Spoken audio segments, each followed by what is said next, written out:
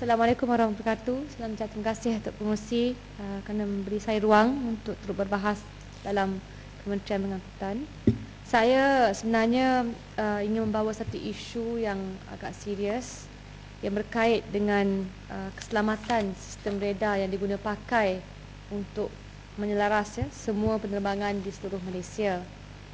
Dan sebelumnya saya telah mendapat jawapan dalam kenyataan media dan juga surat rasmi saya bawakan kepada Kementerian Pengangkutan ini untuk menyatakan kos perbelanjaan dan status prestasi sistem kawalan udara yang menggunakan sistem baru yang dipanggil Human Machine Interface. Dan jawapan yang saya dapat tidak memuaskan, memandangkan dalam surat saya telah menyatakan beberapa kecacatan yang bukan dikenal pasti oleh pihak luar, tetapi sebenarnya dikenal pasti oleh pegawai-pegawai kawalan trafik sendiri yang menghantar sepucuk surat kepada Department of Civil Aviation Jabatan Penerbangan Malaysia. Jadi di sini saya merujuk terus kerana bila bercakap tentang keselamatan udara yang disebut oleh kementerian, bila saya tanyakan berapakah kos perbelanjaan dan kenapakah diberikan secara standar rundingan terus kepada Advanced Air Traffic Systems Malaysia Sdn Bhd AAT, jawapan hanyalah sekadar dua para. Nilai yang disebut adalah sebanyak euro 26.05 juta bersamaan 128.4 juta ringgit Malaysia, dan hanya dikatakan bahawa status prestasi sistem berada di tahap yang baik dan sehingga kini belum terdapat sebarang insiden yang disebabkan oleh sistem. Pertanyaan saya yang meminta juga sama ada satu audit yang dijalankan kepada International Civil Aviation Organisation jalankan oleh ICAO ini tidak dijawab, hanya dikatakan. Yang Ahmad, Ya saya. Satu sajalah.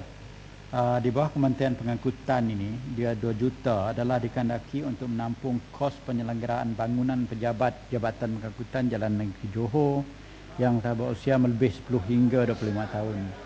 Jadi sebab saya dah benar yang Muhammad cakap tu, tolong soal dengan ringkas saja. Ringkas saja supaya kita habiskan. Terima kasih Tuan Pengerusi kerana menunjukkan tumpuan. Saya bawakan dia peringkat jawatankuasa bila bercakap tentang penyelenggaraan di Johor. Sistem ini yang dipersoalkan mengambil kira semua sistem-sistem di seluruh Malaysia yang mempunyai kecacatan. Jadi ada juga dalam provision of defects. Kerana itu saya bawa kepada pengetahuan kementerian.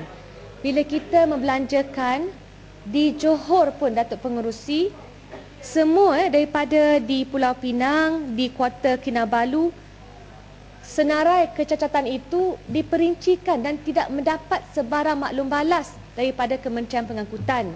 Jadi saya tidak mahu bila wujud perbelanjaan, tapi persoalan asas, kalau sistem reda kita tak berjalan dengan baik, bagaimana nak pastikan penerbangan yang sampai di tanah air Malaysia ini selamat? Jadi pada saya, Tuan Pengerusi, saya hormati permohonan itu. Yang saya ingin tanyakan di sini, bagaimanakah kementerian menjawab sama ada kesemua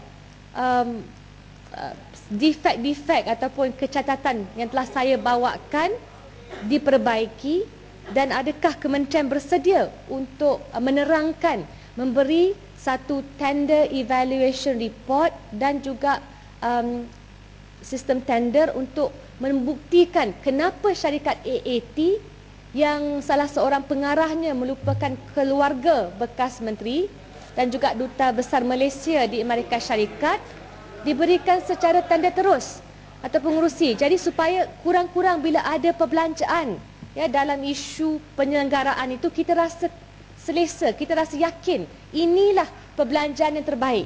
Jadi saya minta kementerian menjawab kerana semua tidak lagi diberikan penjelasan, tidak berikan kepada saya. Terima kasih Datuk Pengerusi.